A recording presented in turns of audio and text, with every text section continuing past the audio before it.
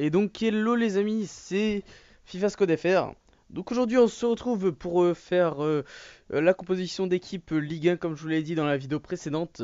Donc comme équipe Ligue 1, j'essaie de faire de mon mieux pour caser des joueurs d'autres clubs que Paris. Bon, j'ai pas forcément réussi, mais pour ça on va déjà rentrer dans un positionnement en 4-1-2-1-2 avec deux buteurs. Bon, je pense que vous en doutez. Zlatan Ibrahimovic, parce que tout simplement c'est le meilleur attaquant de Ligue 1. Enfin, bien sûr sur FIFA, parce que dans la vraie vie, même si je suis supporter du PSG, je le trouve pas excellent. Et ensuite, en deuxième attaquant, Cavani, Edinson Cavani, qui en général a des meilleures stats que Lacazette. Donc voilà, c'est pour ça que je préfère prendre Cavani. Franchement, je trouve que c'est dommage qu'il lui met 42 en défense parce que c'est un joueur qui défend souvent. Bon, c'est pas grave. Ensuite, Di Maria en milieu offensif. Merde.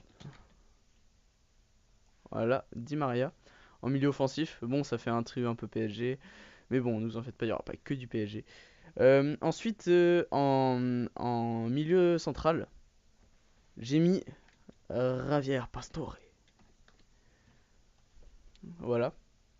Ensuite, en milieu central gauche, j'ai mis Fabio Quentrao. Donc, ah non, c'est pas Quentrao.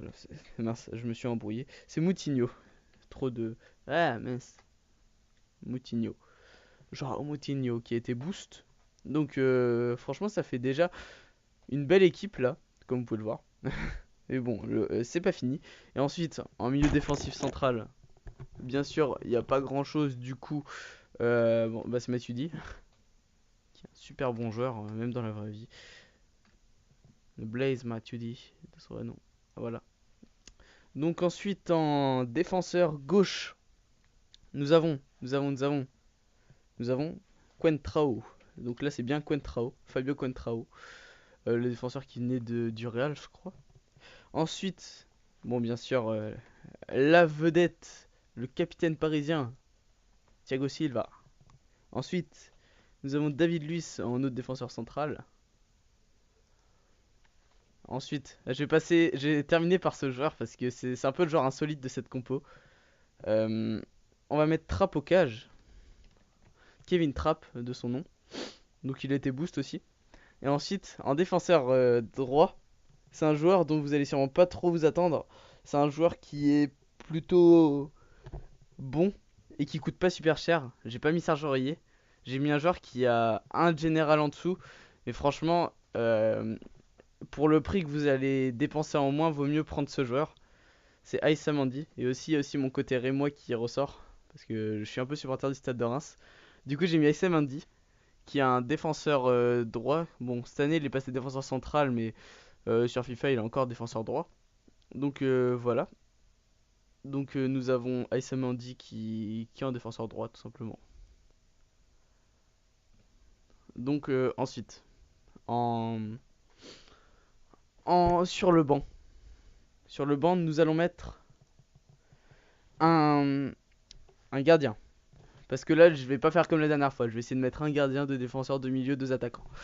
Donc en gardien, on va prendre Mandanda. Parce que sinon, après, Ruffier, il avait quelques meilleures stats. Mais j'aimais pas trop parce qu'il fait pas, il fait pas du tout une bonne saison. Alors que Mandanda, lui, il a quand même arrêté des trucs. Ensuite, nous avons Serge Aurier que j'ai pas mis en défenseur droit, même s'il est meilleur. Bon, il y a quand même pas trop de différence. Comparaison, il est quand même largement meilleur, mais niveau défense, ils sont tous les deux à 82. Il a quand même de la vitesse, et ça m'en dit. Franchement, je vous conseille de le tester parce que entre deux, je pense que le plus cher, c'est Serge Aurier. C'est bien logique. Et ensuite, je vais vous mettre un joueur que vous avez pas vu. Mais c'est un joueur que j'aime pas trop parce qu'il est lent. Il est lent pour un milieu. Et c'est ça que j'aime pas trop. Ah mince, attendez, je crois que je me suis trompé. C'est le 82 à 2. Ouais, voilà, c'était celui-là. Parce que je me disais ça faisait pas 100 de collectif, maintenant ça fait 100 parce qu'en fait c'était.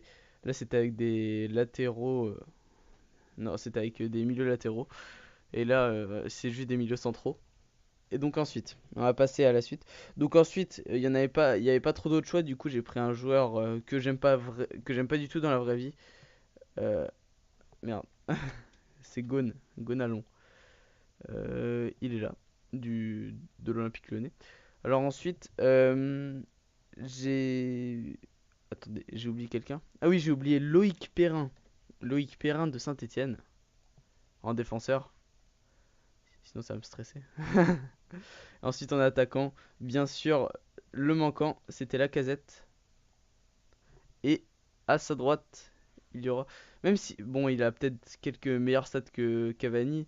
Mais bon, après, là, c'est plutôt niveau général. Bon, je vais le mettre à la place. Comme ça, au moins, on va dire qu'il y aura moins de Parisiens.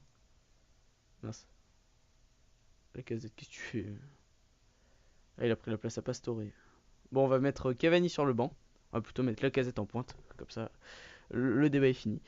Euh, et ensuite, on va mettre Nabil Fekir. Parce que sinon, j'aurais pu mettre Lucas. Mais Lucas, je trouve qu'il fait pas du tout un bon début de saison.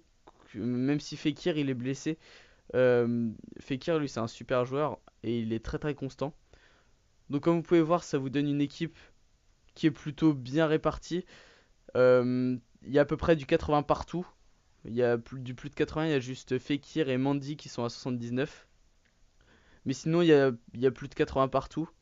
Comme vous pouvez voir, l'attaque, elle est sublime. Franchement, vous avez ça.